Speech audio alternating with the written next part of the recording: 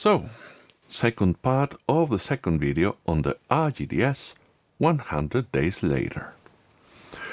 If you haven't checked the previous one, do at least consider watching the part on thermodynamics. That means heat. I mean it. It's for your own good. And it's not that boring, I hope.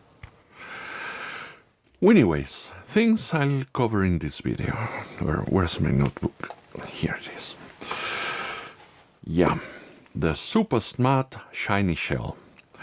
The battery, shoulders and triggers, buttons and D-pads, upgrading the rumble, stacked screens in drastic, accessories, software, touch sensors, and stylus. Styluses. Can we go with pens, please?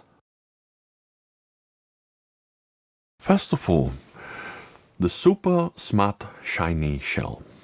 That's how HyperPlay described the top part of the RGDS. It is super shiny, it is a shell. I wouldn't call it smart. I would call it dirty and a fingerprint magnet, and maybe some choice non-family friendly words.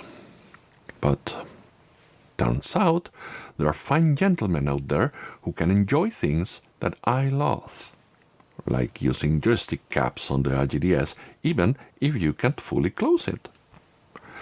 Me disagreeing with HyperPlay doesn't make any of us right or wrong. So I'll leave a link to his related video and you can have a perspective different from my own. And my own devices, I don't want them so super shiny and fingerprinty. So to hide the fingerprints and also reduce them a bit, I have two solutions. The one I'm using right now was supposed to be temporary, but here we are, 3 months after I put it on. Cheap, transparent, holographic stickers. Well, turns out I didn't cut mine quite right, but meh. The other solution, which I haven't tried myself because the holo stickers are doing fine, is this. Stickers for cars, motorbikes and the like. They are not a perfect fit, but that's why God invented scissors. These are shiny and reflective, but it looks like they would mask fingerprints better than the shell itself.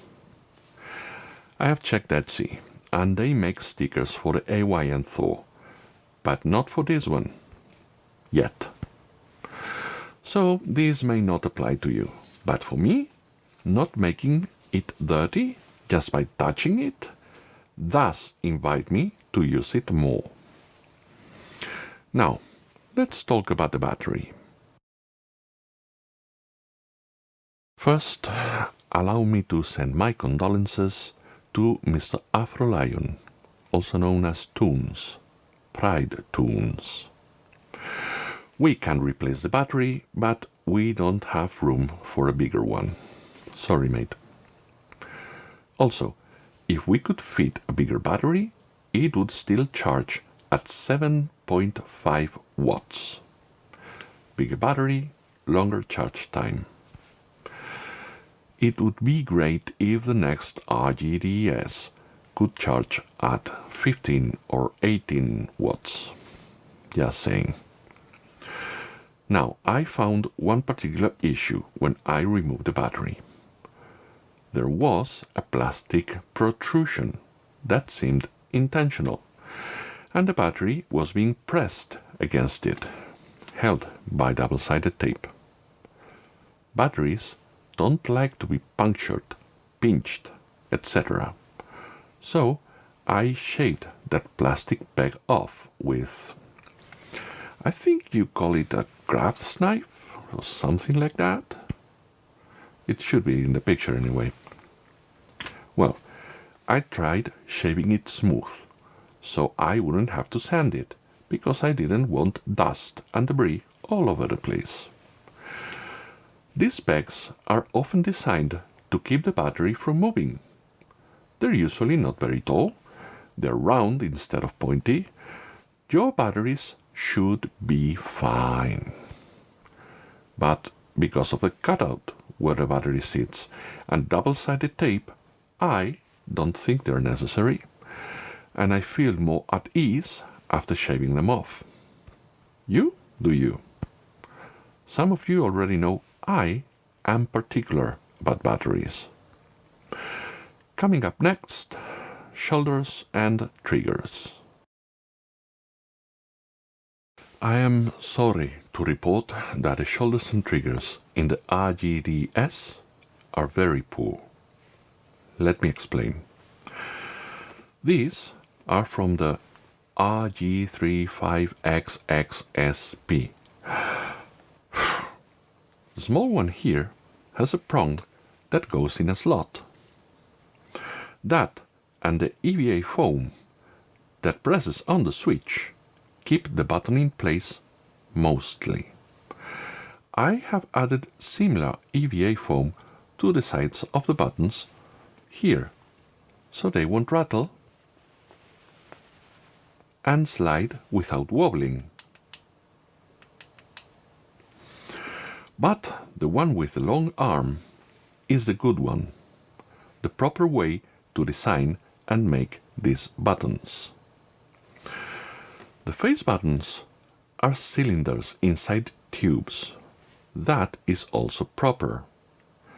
But with both the RG34XX and the RGDS, the shoulders and triggers are floating buttons.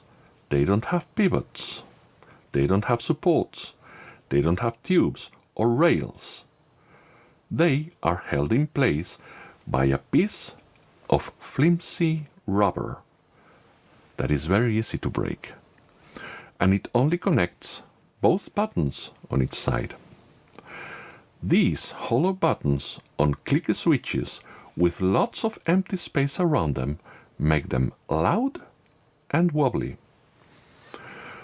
The shoulder and trigger buttons are, in my opinion, the worst part of the whole device, followed closely by the buzzing sound the speakers make. But that may be software related. I haven't found the cause yet, so I will leave that there. Do not use hot glue to dampen the sound. That will make the buttons too heavy and they would rattle even more. I applied EVA foam and it's not worth the effort. And we can't add EVA foam to opposite sides of the buttons as I did with the RG35XXSP. So I don't think these can be fixed. Maybe someone with a resin 3D printer, plenty of time, and a brilliant mind will find a way. I don't see how.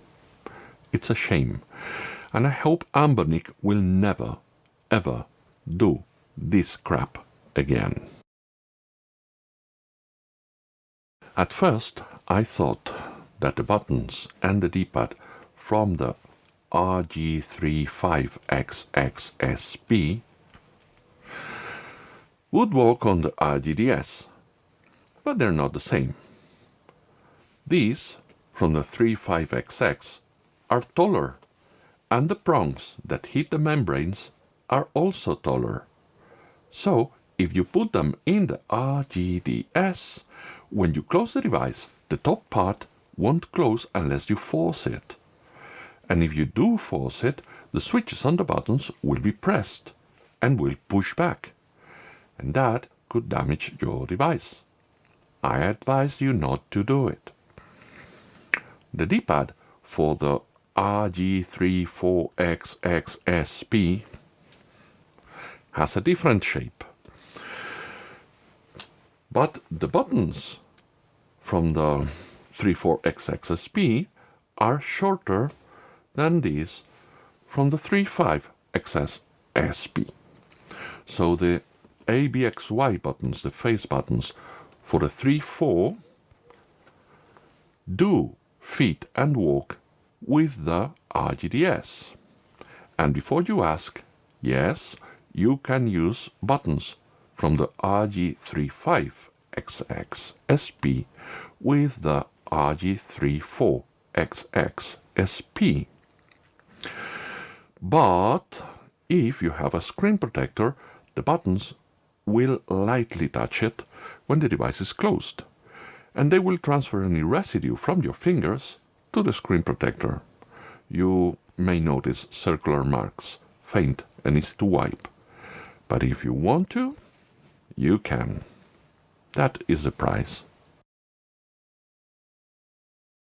To be honest, I don't care much for rumble for DS games. But I don't like my devices to buzz like Nokia phones from the year 2000. So, 4 points about the rumble. First, the mod. EVA foam with double-sided tape on top of the rumble motor, just a bit higher than the battery, so the foam will touch the back shell. Call it about 3 mm high in total. Second, the bug. I'm using Gamma OS Next version 1.2.2 and Console Launcher version 2, beta 6.12. And there's a bug somewhere, I don't know where. But to have rumble in Drastic, I have to enable touch feedback in Android settings, vibration and haptics. If your rumble is not working in Drastic, you can check that. Third, Drastic. You have to select Rumble Pack in Options, System Settings, Slot 2 Cartridge Type.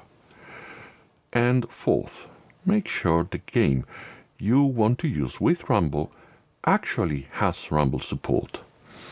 There weren't that many, about 50 if I recall, and different regions had different versions. For example, the game Magnetica for Japan and America did not have rumble, but in Europe it was called Action Loop, and it did have rumble. The more you know. You may encounter artifacts. For example, the contents of the bottom screen being drawn on the top screen, on top of the contents of the top screen. It's a mess. Action Loop, Puzzle Quest, it's kind of common. If it happens, open the menu in Drastic. Go to Options, here, and then in Video Settings, disable multi-threaded 3D rendering. Then hit the arrow on the top a couple of times and go back to the game. It will be fixed, as you can see. So, I play mostly 2D games, but if you play 3D games, you may want to re-enable it for those. A brief note on the accessories I'm using.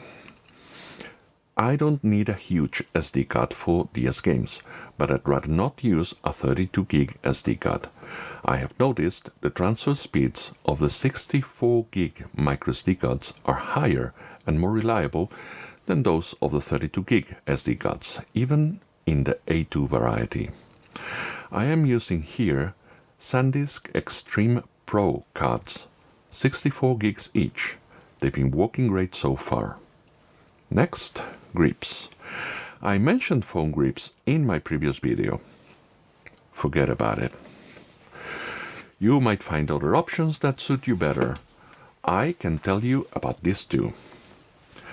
I've shown you the white one in other videos. It's for the Switch Lite, and it doesn't really work as is with the RGDS.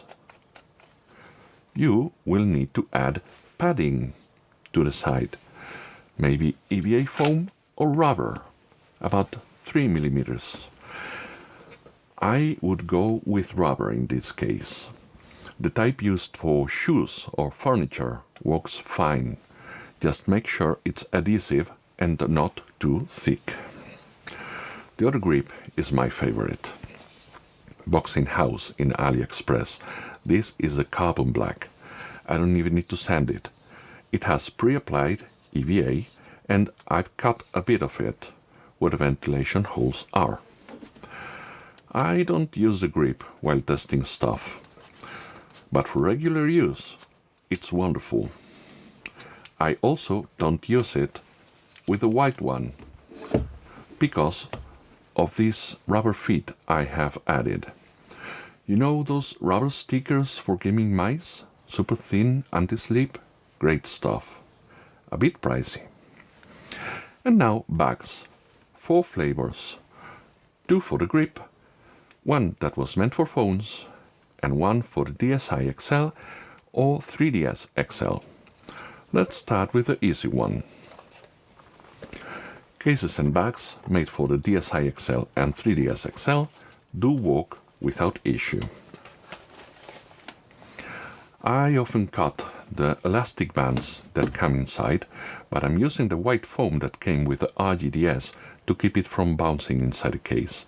It works. There are also bags made of cloth, denim, canvas, you name it. They're made for big phones, and those on the bigger side do work with the RGDS. I bought mine from Caca Bag Store, and I remember because the name caca sounds like the word for poop in Spanish. They seem to be out of several colors. I'll give you the link, and you can find more if you want. Now, 2 bags for the grip. This is a travel organizer by Inatech. Other brands would work. It's 20 centimeters wide, and it's great for the RGDS and the RG40XXH, both with 3D printed grips. It fits, it works, it's great, and it has this strap. I like it, and it wasn't expensive. Now this is a T13 cable organizer by TomTok. And you say TomTok and prices go up. It's good, it's quality, it's easier to take the device in and out. And it's also good for the 3DS XL, both old and new. Just, I'd advise you to wait for a sale. I actually bought mine on a flash sale. But well, you do you. Finally, I always use these silicone dust covers for USB-C ports with all my devices. So, yeah, it's kind of a norm for me nowadays. Look, I love Rocknicks on plenty of my other devices, just not here. Because I don't want my RGDSs for playing PlayStation, Game Boy or anything but DS and Android games. I also don't want the AI thingy from the stock firmware, and Gamma fixed and improved lots of things, most important to me, dual stack and doubling the frequency of the touch sensors. That is a godsend. I know there have been updates for the stock OS, latest being March 10, I believe. I don't know what it changed, and I don't care. I also don't quite enjoy using Daijisho. It is a great piece of software. Its looks and feel ain't for me. So I am going with Gamma OS and Console Launcher. I started with Console Launcher version 2, beta 5.7. Now I am running beta 6.12 on both devices. It looks great. It works great. It's got some quirks, but so do I. Now for the folders, I am using 256 pixel square PNGs with transparency. I made them in GIMP. For the games, I am using 300 pixel square JPEGs. Box art made in GIMP too. About GIMP, just a note. I am still using GIMP 2.6.11. If you know, you know. And for the backgrounds, I scaled and cropped images to 640 by 1128 pixels.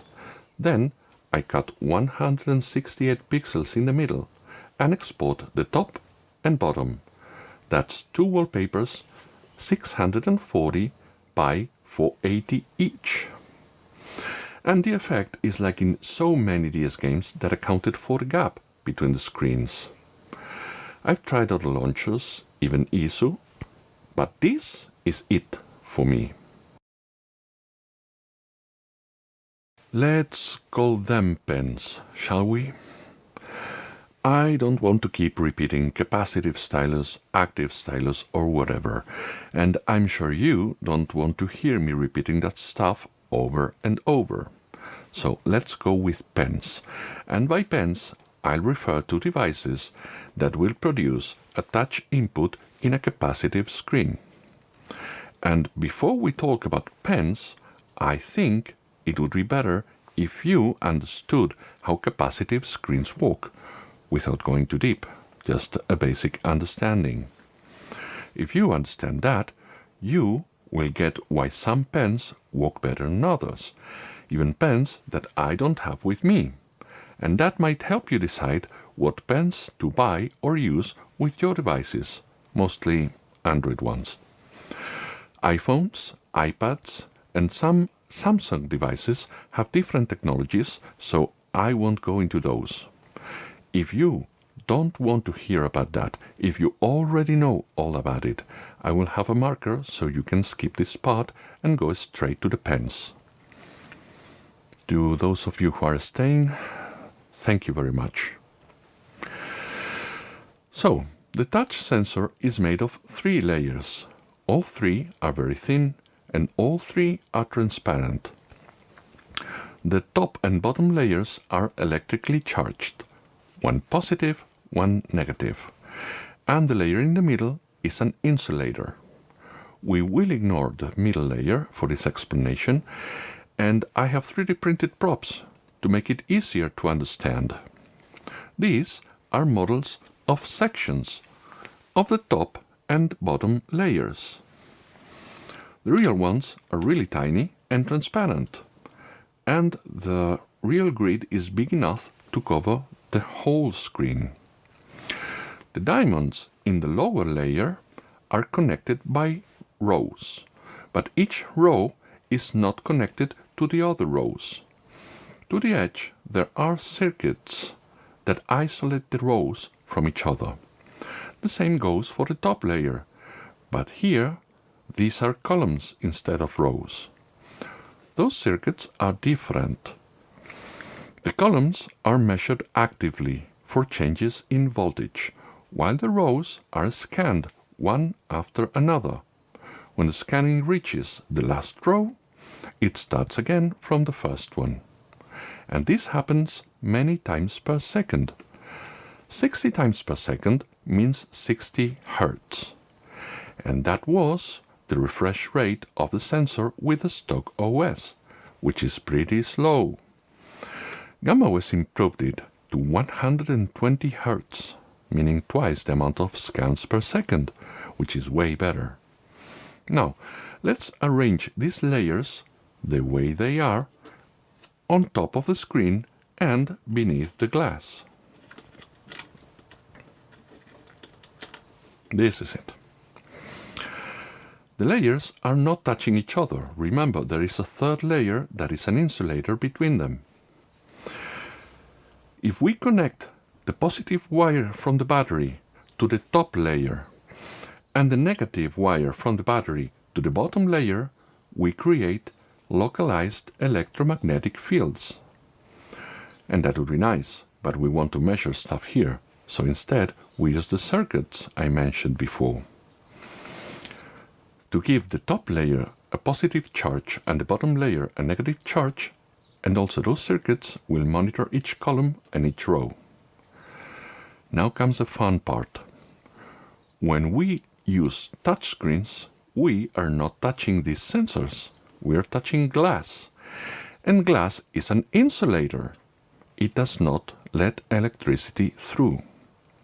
When we put a finger on a touchscreen, we are interfering with the electromagnetic fields of the sensor.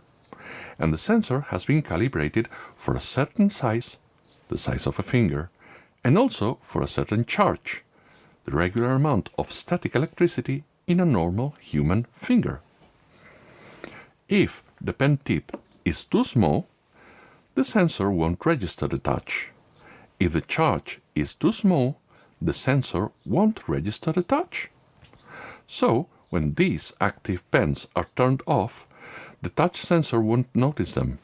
The touch surface is too small and the charge is minimal. But when we turn them on, the charge in the tip is higher than the static in a finger, so the touch activates. And that charge comes from the battery inside the pen. These other pens have no batteries, so the rubber, the dish, the brush, whatever the material is to touch the screen, must be able to conduct electricity. And it will use the static electricity in your body to activate the sensor. That is why you can use a battery as a stylus. It is conductive, it's charged, and it's big enough. So, yeah, you can now design your own active stylus with a battery and conductive material, such as tinfoil or conductive rubber. If you try, be mindful not to scratch your screen. And also do not connect both sides of the battery. Keep one insulated. I won't be held liable for damages. Also, the increase in the refresh rate of the sensor achieved in Gamma OS is extremely important. If you touch the screen and you flick quickly, if the refresh rate is 60 Hz, some of the sensors might not notice you have gone through them, because by the time they get updated, you have moved past them. So instead of a single line, you get 2 or 3 shorter lines missing inputs. The higher the refresh rate, the harder it is for that to happen. And also, the refresh rate of a sensor is the root of all lag in any operating system. Second comes computation. Third is the amount of different stuff to draw in each screen. And that is where lag comes from. It's not just the sensor, it's not just the type of pen. So, congratulations! Achievement unlocked. You have acquired a knowledge of common touch sensors. Now that you have that knowledge, let's look at the pens. I guess this is the part you all were waiting for. Pens. Let's start with your regular rubber tip pens. They will work just fine. I use them for scrolling and typing, but I don't use them for gaming, and perhaps you shouldn't either. When a game gets intense and I have to swipe or draw something, I'm paying more attention to the game than to the pen. I could tilt the pen too much, I could put too much pressure, and these rings near the tip are often made of metal. So I could scratch the screen or the screen protector, and I don't want that to happen. So for me, these pens are for light use, not for anything remotely intense. This also applies to the universal pens that have cloth on top of the rubber. Those slide better on the screen than the regular ones with only rubber, but in my experience, the cloth degrades horribly in environments with high levels of moisture in the air. So I don't have any of those anymore. There are other pens with rubber tips that are safer to use, but they often have bigger tips and odd shapes. Yeah, link in the description. I'll mention this other one in passing. I don't use it for gaming, and I used to have another one that was way better than this one. The trick is, it's a brush. The better one looked and felt like a proper brush. Its body was made of metal, and I loved it, for painting on tablets, mostly. They were never very popular, but they work, and I haven't found one online to give you a link. Sorry. Next comes the dish tip. As far as I know, the company that pioneered this type of pen was Adonit. I have had several of their pens for iPads up to Gen 3, universal ones, 6 or 7 in total. They're not cheap in more ways than one, and their dishes are not like this. This dish is connected to the pen by a piece of rubber. Yeah, this is flimsy. Adonit's dishes, in the Mini 4 and similar, for example, have a metal joint that is more durable than a piece of rubber, but it's also stiffer and can get loose over time. One trick I learned with my Adonit dish pens was to make them glide better by applying 3M invisible Scotch tape to the dish. If you like this type of pen, but you wish it would glide better, give it a try and remove the tape if you're not convinced. And if you really like dish pens, but you haven't tried Adonit, maybe try their Neolite or the Jot Mini. And now, the stars of the show. You were waiting for these, right? Universal active pens. Active means they have a battery inside, and that battery is connected to a metal prong inside the tip. There are active pens for other devices. This one is for Windows tablets. It detects the tilt of the pen, the pressure, it has buttons, and it requires special sensors inside the screen, so it won't work on Android devices, not even connected. Also, most pens designed for iPad won't work with Android either. If you want an active pen for the IYKYK, go for one that says Universal or Android. Just to be sure, search for Android Active Stylus. In my experience, pens with chubbier tips work better than those with thinner, longer tips. Look, it's not like the ones with the longer tip are terribly bad. It's just that this one is better. Will you notice the difference? I don't know. I have been using drawing tablets and touch sensors for decades. The Wacoms, the Huions, the XP pens, convertible laptops, iPads, tablets, with pressure, with tilt, palm rejection, none of the above. Maybe I am too sensitive to this stuff. Maybe I'm not. If I hadn't already found active pens that work well enough with the IYKYK, I would buy one from Adonit. The Dash 4 has been out of stock for ages. The Neo Duo is like $55 plus shipping, or about 70 euros in Amazon. The Adonit Dash SE is like 40 euros in Amazon. So I'm so happy these work for less than half the price. And I mean both of them. I bought the Antica pen on a flash sale with a coupon, and the no-name one was 8 euros. 2 pens, less than 20 euros. This one's better. I am happy. And I shall demonstrate with a game I am not quite good at. And I don't quite like. Yeah. Before that, I comment on the lag. Let's have a look. This is the Antica, the better one. Here's a comment of the lag. You will notice lag in the front end. Yes? I explained where the lag comes from in the previous section, and this is a better version of Console Launcher. I have seen this amount of lag in non-beta versions of old launchers. Lag in-game could be a critical issue. In the launcher, not so much. Drastic works fine, and I expect Console Launcher will have improved performance in more stable future versions. Now, in Rhythm Paradise, when I miss or fail, it's user error. The pen with the black grip is the better one, the Antica. The other two are no-name 4LED universal active pens. A note for Mr. Barger. I'm currently using Prescale 2X Plus LCD shader. It looks pretty well in person, and it seems to look fine on camera. So if you like grids, you might want to give it a try. Now, let me suffer for you. The things I do for you guys.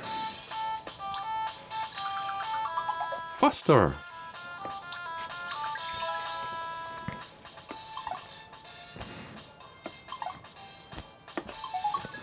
I really don't like this game.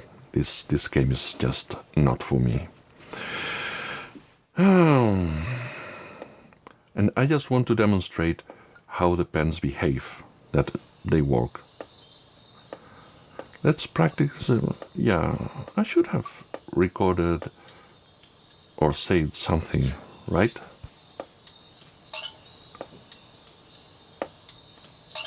As you see, user error, right?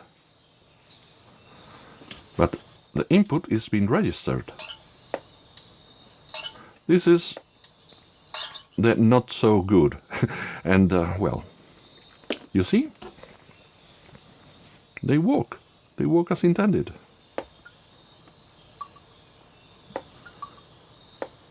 Aim for the toy car. Oh my god. Yeah.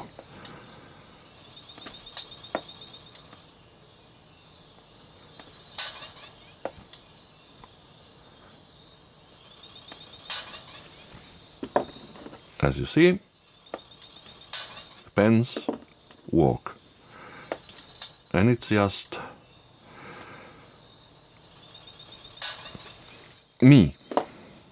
me complaining or noticing differences maybe most people won't notice. So, yeah. I know I am not recording at 4K 240 FPS, but if one of these pens had been terrible, awful, I am terrible and awful at playing this game, but you would have noticed if one of these pens wouldn't have worked as well as the others. Because of my unbiased experience feeling, the Antica feels the most consistent and responsive. The white one with the 4 LEDs works fine.